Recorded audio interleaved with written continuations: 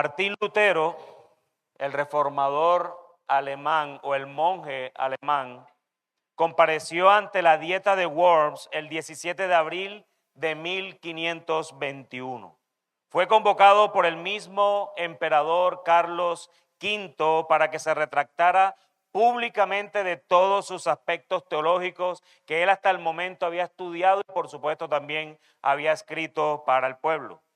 Lutero pidió un tiempo para pensar después de que se le presentaran sus escritos al frente y fueran declarados heréticos por esta dieta.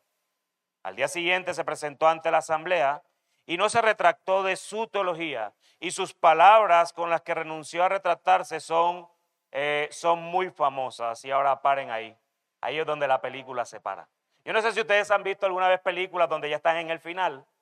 Y cuando ustedes van a ver lo último que va a pasar, para ahí y empieza y dice 15 horas antes, 2 días después, 2 días antes, un día antes para darte contexto de esto que está pasando. Y yo no voy a dar por sentado de que ustedes conocen a Martín Lutero.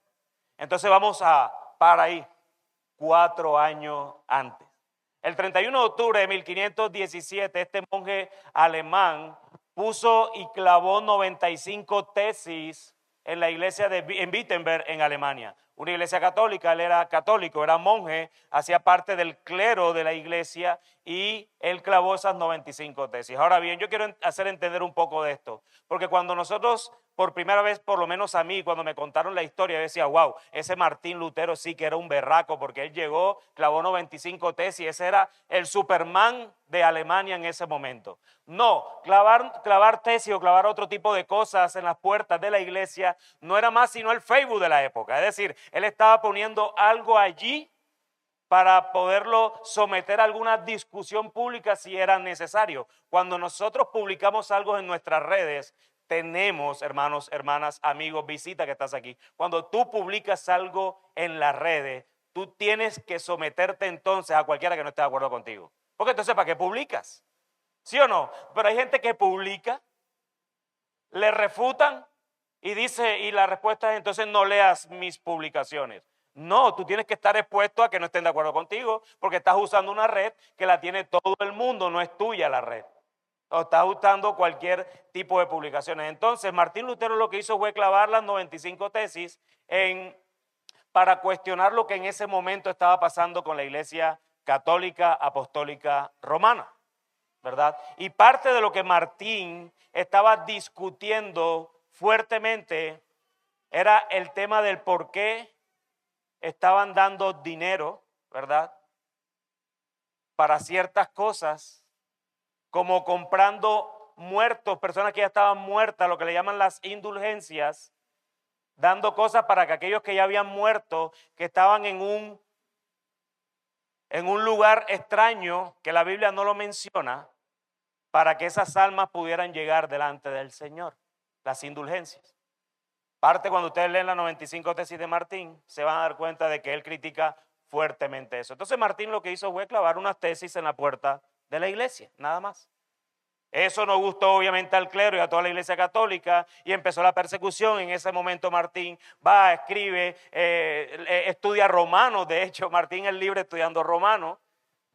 Y finalmente, 4 años después, ahora sí nos vamos al final de la película, lo cita la Dieta de Worms para que él se declare o que él diga una vez más de que no está de acuerdo con todo lo que él escribió, porque se supone que todo lo que él escribió según la Iglesia Católica Apostólica Romana era herético.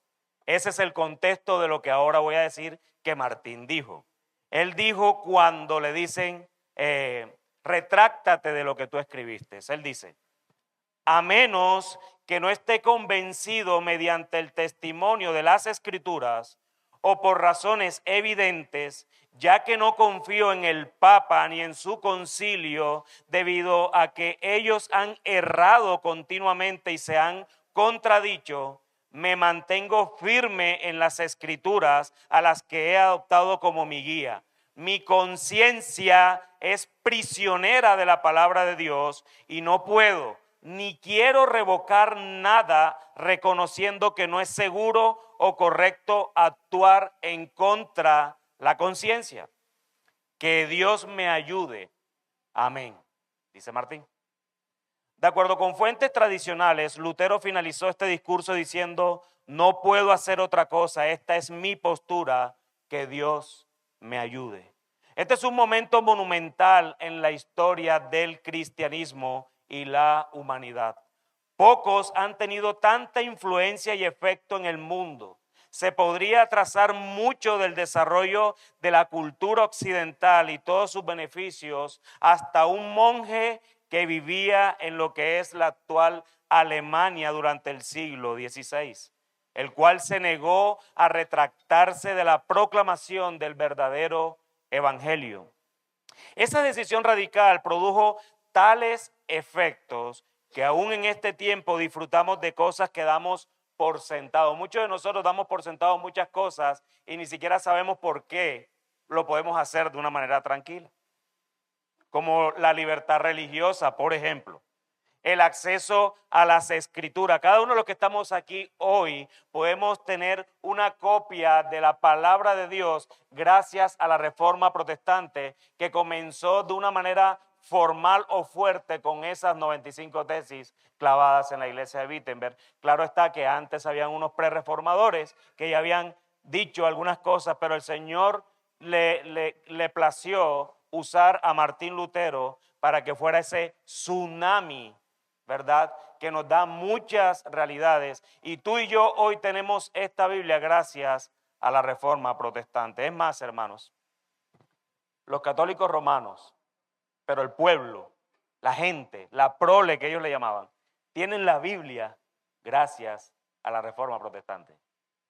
Porque antes la Biblia solamente estaba en poder de el clero, los obispos, y además que las misas eran en latín y no todos sabían latín.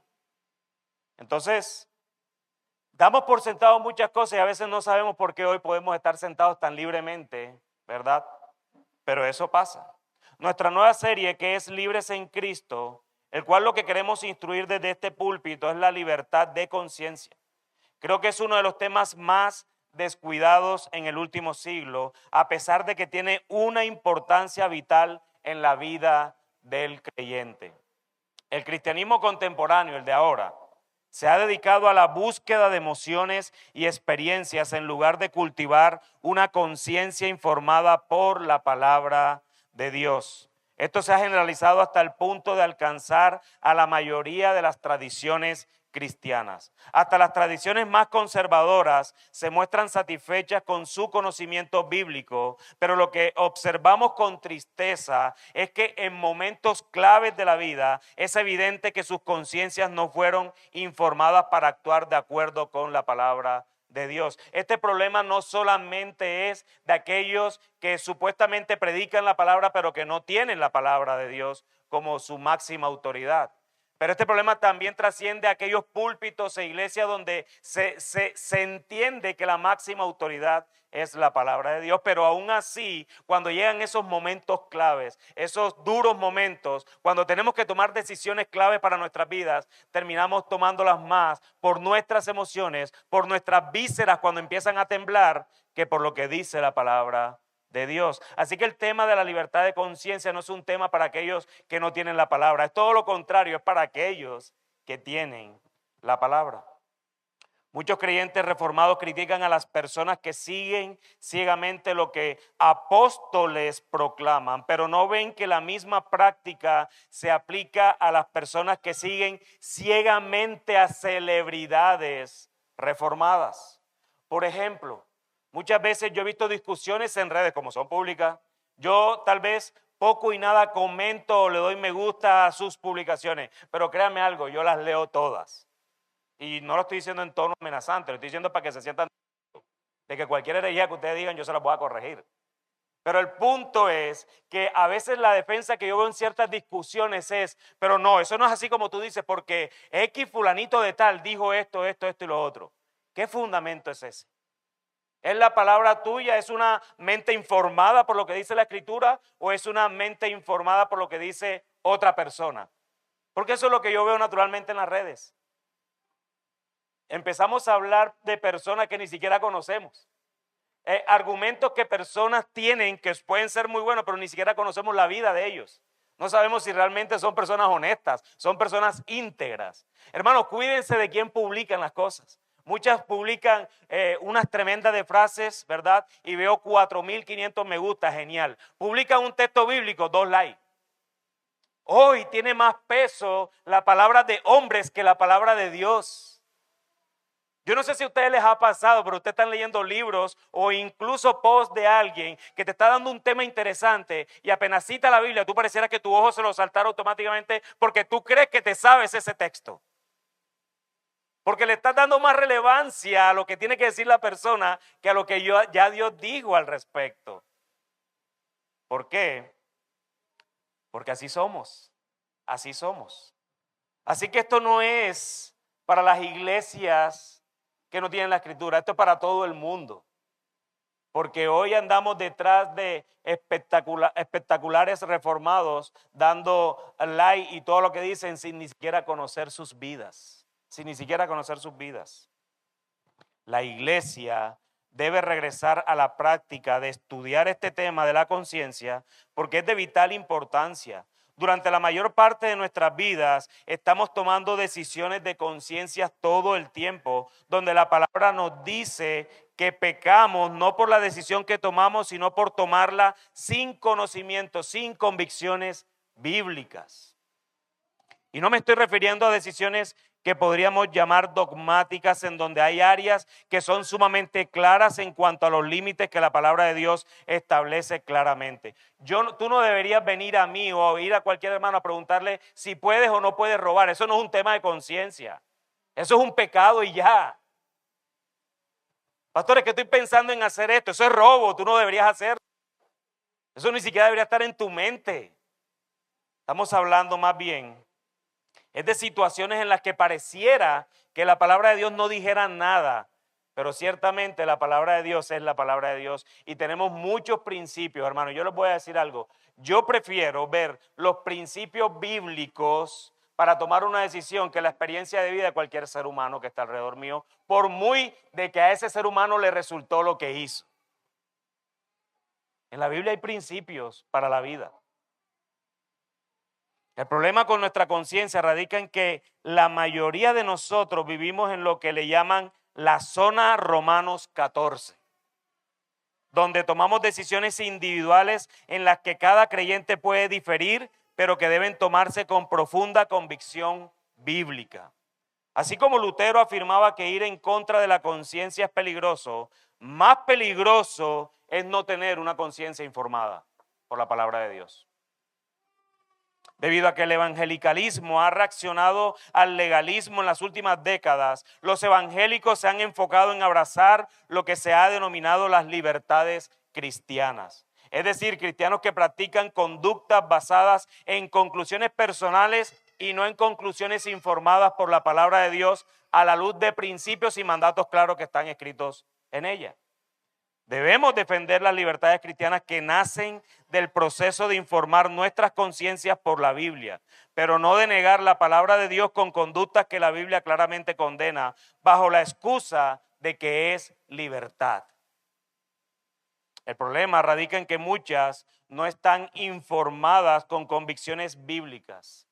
Hemos visto a muchos creyentes seguir ciegamente prácticas y pensamientos que líderes cristianos apenas sugerían sin crear convicciones firmes y bien informadas por la palabra de Dios. Por eso, hermanos, cuando uno da un consejo como pastor y aún como un hermano maduro que le piden consejo, debes cuidarte de las palabras que dices. Yo particularmente siempre utilizo una palabra clave para que entienda a esa persona que yo no le estoy dando un mandato, ni que mi boca y mi voz es la palabra de Dios. Mi palabra clave siempre es considera. Considera. Pastor, que estoy viviendo esto, mira, considera estas cosas que te voy a decir. Considerar quiere decir que tú estás recibiendo una información que tú vas a pensar, que la vas a fundamentar en la palabra de Dios, que vas a buscar mayor luz para entonces ahora sí armar una convicción para que puedas tener libertad en la decisión que estás tomando. Todo esto ha producido que hoy en día no se desee considerar ninguna exhortación bíblica a la obediencia porque ahora suena legalista. El problema de estar luchando en contra del legalismo es que ahora cuando generamos convicciones bíblicas, ahora nos llaman legalistas. Porque hemos pasado del legalismo al libertinaje, al otro extremo. Somos gente de extremos. Tal vez ninguno se monta en un paracaídas y hace juegos extremos, pero nos gustan los extremos en la vida.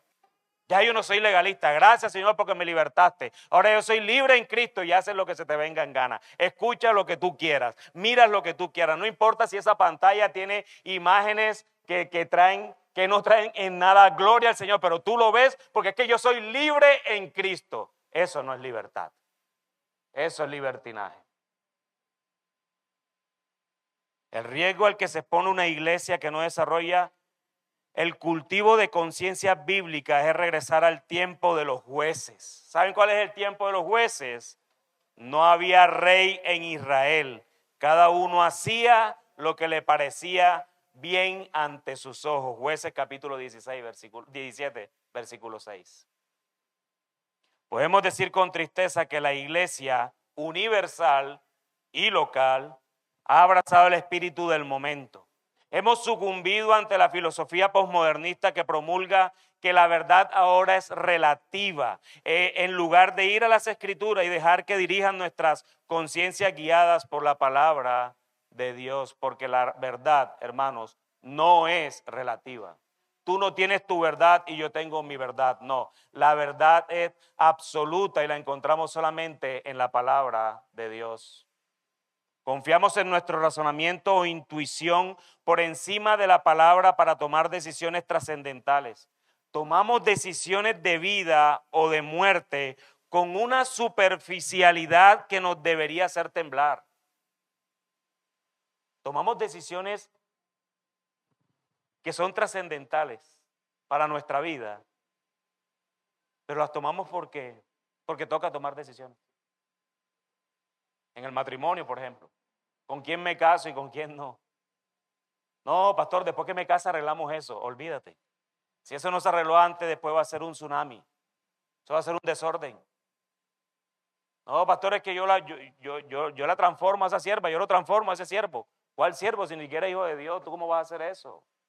Porque eres tan desatendido de creer de que tú eres más poderoso que Dios. No, pastor, que yo decido tener hijos cuando yo quiera. ¿De dónde tú sacas esas ideas? Que es cuando tú quieras. Y puede ser que cuando tú quieras el Señor no quiera. ¿De dónde estamos sacando? ¿Quién nos está informando todo eso a nosotros? No, pastor, que es que yo me voy a plantar en esta iglesia porque es que esta iglesia es como chévere. Por favor, no te plantes por eso. No se trata de que sea una iglesia chévere. Es una iglesia que tiene que ser fiel a Dios, fiel a su palabra. Eso es lo que tú tienes que buscar. Decisiones trascendentales. Esas decisiones son trascendentales. Hacerse miembro de una iglesia es un matrimonio. No, yo me voy a hacer miembro a ver cómo me va. Y después miro, si no me gusta, me salgo. Qué poco comunitario eres. Y de hecho no deberías ser miembro en ningún lado. Porque eres egoísta, piensas solamente en ti.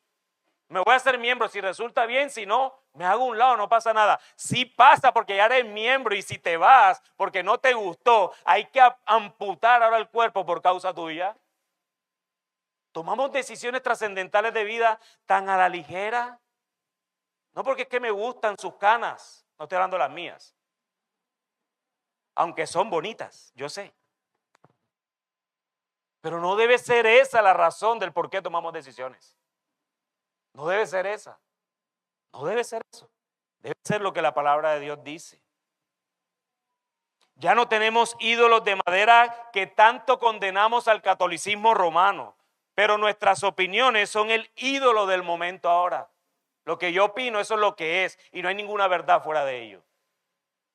Ignoramos principios bíblicos sumamente claros porque no pasamos el tiempo suficiente estudiando temas e informando nuestras conciencias para así poder discernir entre el bien y el mal. O como bien lo decía un siervo del Señor, entre lo bueno y lo que parece bueno. Porque discernir entre el bien y el mal, hoy más que nunca, es tan fácil, hermanos. Pero pareciera que no, pero es tan fácil. Pero nuestras emociones no nos dejan decidir. Pero discernir entre lo bueno y lo que parece bueno, ese es el verdadero discernimiento. No debemos olvidar las palabras del profeta Oseas. Mi pueblo es destruido, ¿por qué? Por falta de conocimiento. El propósito de esta serie no es llegar a conclusiones prácticas simplemente, sino comprender cómo se debe guiar el estudio, la meditación y la aplicación de temas de conciencia después de un tiempo dedicado a esto. Hermanos, para llegar a convicciones serias, profundas de nuestra vida, eso no se llega del domingo para el lunes. No vayas a llegar mañana que ya y armaste convicciones cuando no las tenías simplemente por la escuela que escuchaste hoy. No, ya arme una convicción acerca de la muerte. Y pueden preguntar, pastor, ¿y qué convicción tengo que armar acerca de la muerte? Pues muchas. Uno, si tú estás seguro para dónde vas. Dos, ¿cómo quieres que te sepulten? O que te quemen, o que te cremen, perdón, como dicen por ahí. Aún esas decisiones son importantes tomarlas. Porque yo no quiero dejar carga a mi familia después de muerto. No, que mi familia resuelva, no. Porque mi esposa no va a querer sepultarme sin saber cómo yo quería que me sepultara. Bueno, ya saben que es sepultura la mía, ¿no? Pero el punto es que yo no he llegado a esto porque es que me da miedo que me quemen. ¿Cómo me da miedo si ya estoy muerto? Ya eso no siente.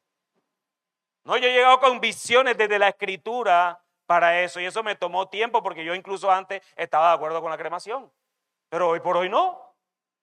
Y no pasa nada si tú estás de acuerdo, pero que tu refutación sea de la escritura, no de, pastor, ¿por qué cuesta menos? No, eso no es la razón de armar convicciones. Pastor, es que le quito la carga, que por los 5 años me tienen que sacar de ahí, que los huesos, que un nicho, que todo lo está centrando en ti, no eres tú lo importante. Es la gloria de Dios aún en esas decisiones. ¿Sí ven cómo son de importantes las decisiones? Que yo creo que muchos aquí ni siquiera han pensado en esas. Y saben que eso hay que resolverlo rápido porque cualquiera de nosotros puede morir hoy mismo. Así que resuelvan eso rápido. Compren el plan Ezequiel. Ahora todo el mundo ha comprado el plan Ezequiel. Uno de los pilares de la iglesia protestante es el énfasis en el cuidado que se debe tener con las decisiones de conciencia. Se trata de tener la capacidad de identificar áreas donde los creyentes pueden diferir, pero a la vez ambos pueden traer gloria a Dios por medio de la aplicación de principios bíblicos de una forma que refleje un sometimiento fiel a la palabra de Dios. Eso es importante. En consecuencia, estamos hablando de un trabajo arduo que demanda un estudio concienzudo de la palabra, tiempo de meditación, tiempo de oración y la disposición a actuar con convicción y sin dilación.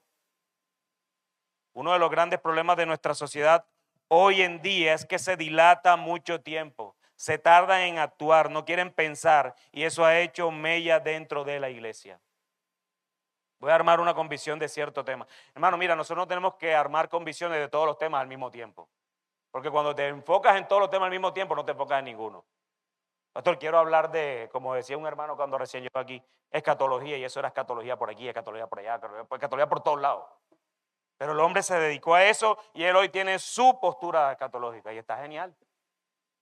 Pero no podemos, no, pastor, que quiero estudiar la Trinidad, que quiero estudiar escatología, que quiero estudiar todos los temas de la vida al mismo tiempo. Quiero del matrimonio, que quiero estudiar del noviazgo, que quiero estudiar esto, que quiero estudiar otro.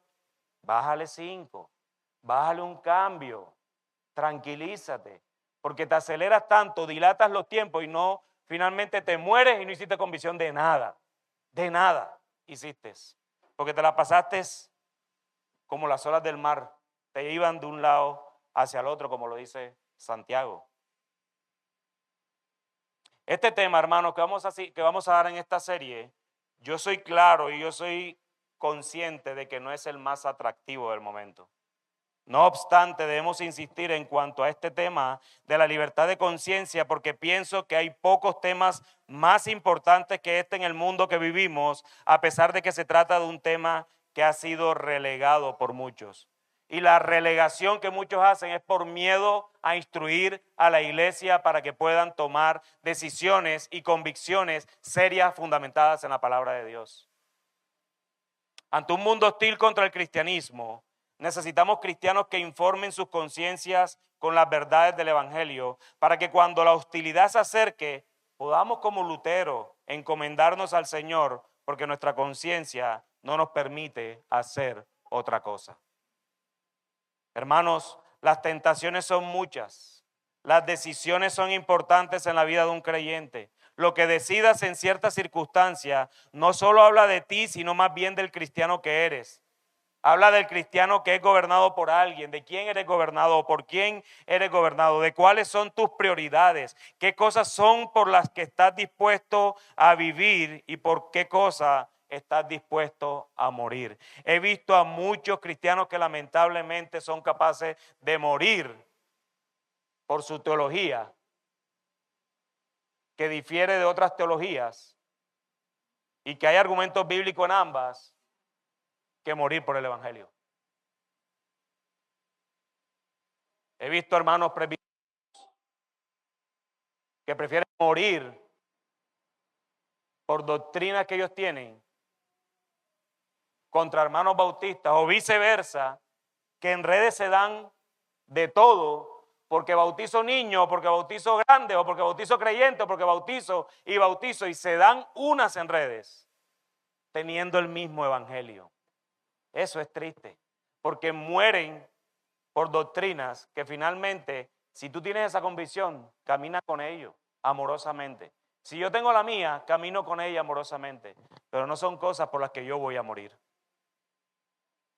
Redes donde cesacionistas y continuistas y pentecostales se dan una, y ahí está entonces los que quieren conocer al Señor y no lo conocen, porque primero no tienen ni idea qué es cesacionismo, ni idea qué es continuismo, ni idea qué es pentecostales. Pero todos estos tres grupos jactanciosos dándose por los benditos dones del Señor. Es increíble, hermanos. Un mundo que necesita el evangelio para que puedas entender después lo de los dones si quieres, pero que necesita urgentemente el evangelio. Así que el tema de la libertad de conciencia y de esta serie que hemos titulado Libres en Cristo es de vital importancia para nuestras vidas individuales cuando estamos en la misión permanente frente al mundo. Y lo mucho que habla de Dios, de cómo vives, pero también es de vital importancia para que la iglesia se santifique de una manera correcta. No por atuendos, vestidos exteriores y evidencias externas de todo lo que hacemos, sino que eso pasa porque son corazones transformados por el evangelio y que están dispuestos a morir por causa del evangelio y de que ya Cristo hizo en nosotros para la gloria del Padre y en el poder del Espíritu Santo. Eso es lo que nosotros tenemos que bregar. Así que ser libres en Cristo es ser verdaderamente libres. Hermanos, hermanas, visitas, asistentes, amigos, si tú no conoces a Cristo, la verdadera libertad se vive es cuando estamos en Cristo. Del resto no hay libertad, por muy libre que tú te creas. Tal vez no estás en la Modelo, tal vez no estás en la del Bosque. Yo no estoy preso. Sí, tú eres preso de tus pecados, tú eres preso de tu concupiscencia, tú eres preso de tus deseos. Aquellos que están en Cristo son libres verdaderamente. Nada más. Libres verdaderamente para poder amar. Libres para poder decidir. Libres para poder hacer lo que verdaderamente es importante para crecer como cristianos y no perder tanto tiempo en superficialidades que no llevan sino a detener el crecimiento de nuestras almas a la imagen de nuestro Señor Jesucristo. Y quiero anticiparme a las posibles reacciones que esta serie que nos decidimos embarcar hoy para el bien tuyo como individuo en la sociedad, pero también para la santificación de la iglesia. Hermano, quiero que dispongas del corazón de manera honesta a que tal vez muchas de tus costumbres, pensamientos y formas de ver la vida serán retadas.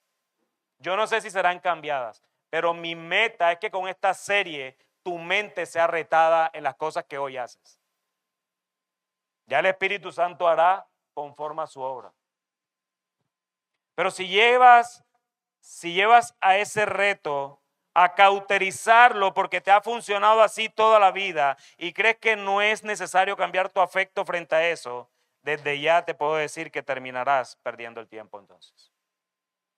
Mi deseo es que puedas venir con una mente en blanco y no superpuesta a tus posturas ya determinadas, sin darle la oportunidad a la palabra de Dios, que pueda descauterizar tu mente y darte mayor luz para que puedas mejorar, adecuar o cambiar tu convicción. Mis hermanos, cambiar convicciones, mejorarlas o afirmarlas no es inmadurez ni ignorancia, es humildad. Sobre todo cuando dicha convicción viene fundamentada totalmente en principios que provienen de la palabra de Dios.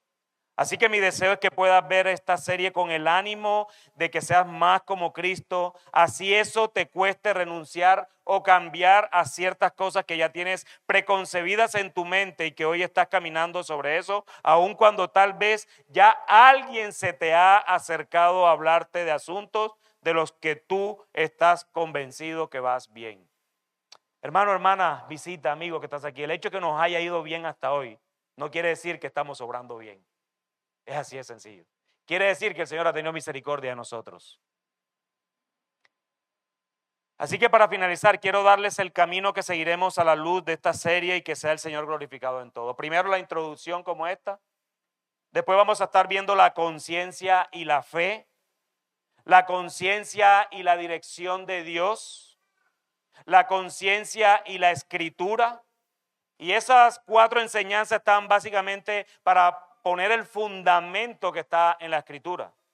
Luego un tema que se llama No ames al mundo, los medios de comunicación y el entretenimiento, y ahí empiezan a hacer cancelaciones de suscripciones, que Netflix, que esto. Hermanos, relájense, relájense.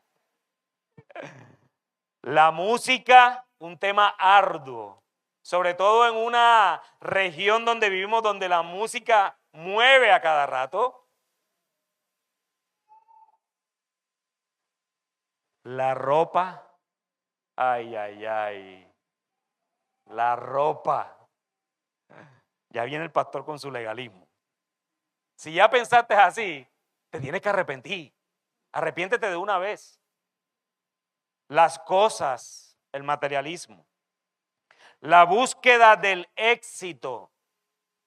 Miren la política, ay, ay, ay. Mira, si hay cosas por las que se divide en familia, es por política y religión, ¿sí o no?